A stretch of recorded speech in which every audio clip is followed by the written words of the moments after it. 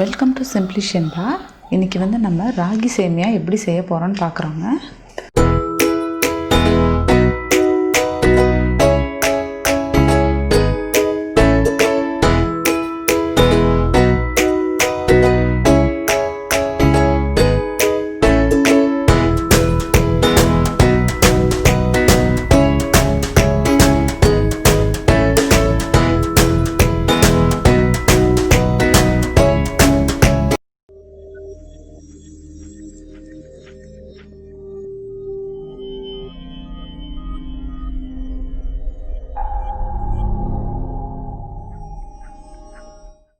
நான் சேமியா எடுத்திருக்கேன். இப்போ ஒரு பாத்திரத்தில் கொஞ்சம் தண்ணி ஊற்றி வச்சுருக்கேன். இதை நம்ம ஒரு 2 நிமிஷம் ஊற வச்சோன்னா போதும். ரொம்ப நேரம் ஊற வைக்க வேண்டாம். இப்படி ஊற வச்சோன்னா அப்படியே பிசு பிசுன்னு ஒட்டின மாதிரி இருக்கும், உதிரியாக கிடைக்காது. இப்போ 2 நிமிஷம் இதில் ஊற வச்சுக்கலாம்.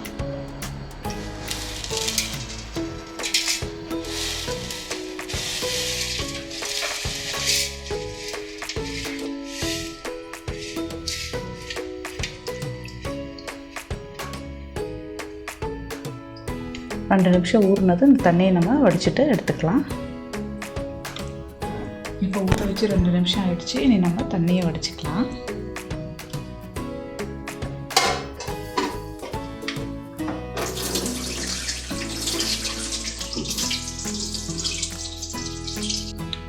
இனி இதை ஆவியில் வேக வைக்கணும். இட்லி பாத்திர தட்டில் கொஞ்சம் எண்ணெய் தடவிக்கலாம்.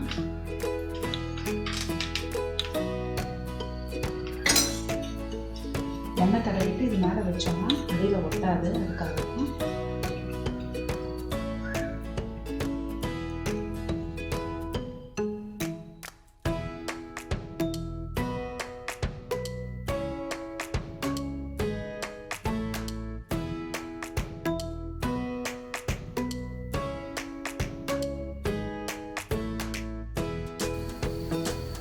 இதே மாதிரி மேல் தட்டிலையும் வச்சுக்கலாம்.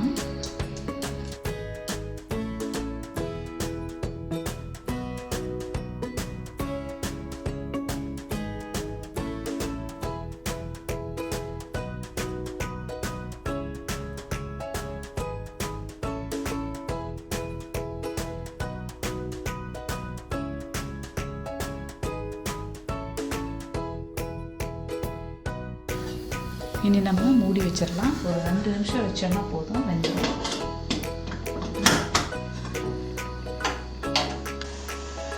ரெண்டு நிமிஷம் ஆயிடுச்சு. இப்போ வெந்திருக்கும், நம்ம பார்க்கலாம். பாருங்கள், வெந்துருச்சு, நல்லா உதிரியாக இருக்குது.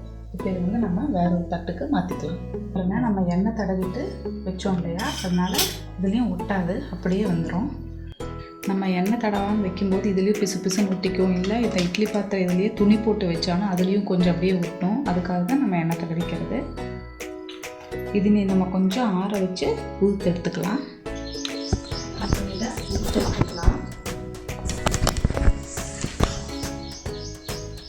ரொம்ப நேரம் ஊற வைக்காமல் எடுக்கும்போது வரம்பு ஈஸியாக வந்து இல்லைன்னா பிசு பிசு பிசுன்னு ஒட்டிட்டு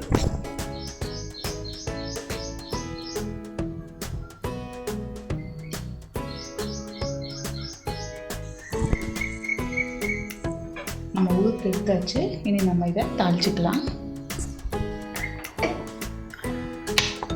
அடுப்பில் ஒரு கடாயை வச்சு நம்ம எண்ணெய் ஊற்றிக்கலாம். நான் தேங்காய் எண்ணெய் ஆட் பண்ணுறேன். தேங்காய் எண்ணெய் ஆட் பண்ணும்போது நல்லா மணமாக இருக்கும்.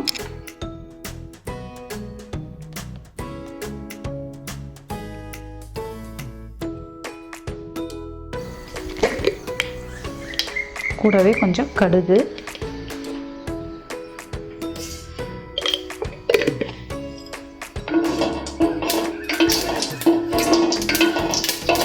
கடுகு பொரிஞ்சிருச்சு. வெங்காயமும் கருவேப்பிலையும் ஆட் பண்ணிக்கலாம்.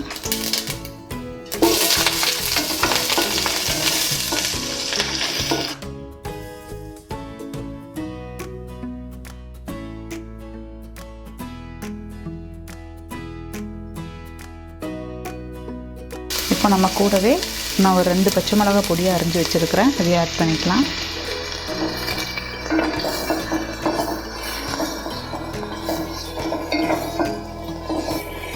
தேவையான அளவு உப்பு,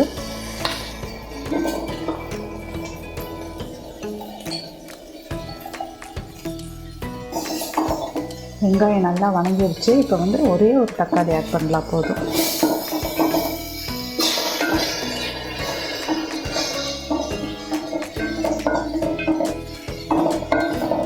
தக்காளி நல்லா வணங்கட்டும். தக்காளி வந்து நல்லா வணங்கிட்டுருக்கு. இப்போ வந்து நான் கொஞ்சம் கேரட் துருவி எடுத்துருக்கேன். கேரட் ஆட் பண்ணும்போது இது எல்லாமே மிக்ஸ் ஆகும்போது நல்லா டேஸ்ட்டாக இருக்கும். அதுக்காக தான் இப்போ கேரட் ஆட் பண்ணிக்கலாம்.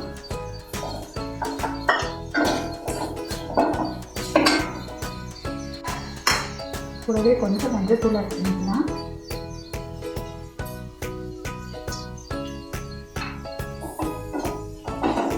கேரட் கொஞ்சம் வேகட்டும்.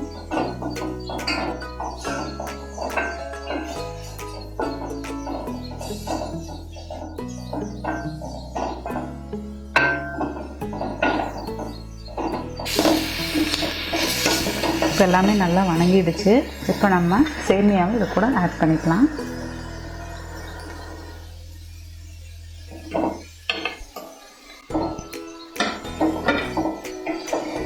நல்லா மிக்ஸ் பண்ணிக்கலாம்.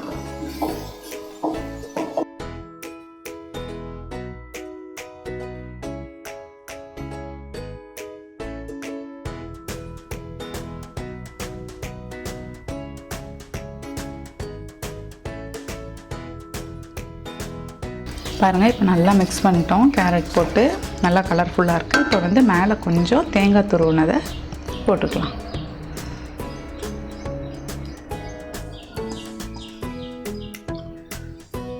இந்த கேரட் தேங்காய் எல்லாமே மிக்ஸ் பண்ணி சாப்பிடும்போது நல்லாயிருக்கும்.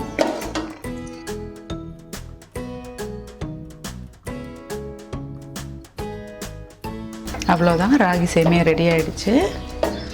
இதுக்கு மேலே நம்ம கொஞ்சம் மல்லித்தழை தூவிக்கலாம்.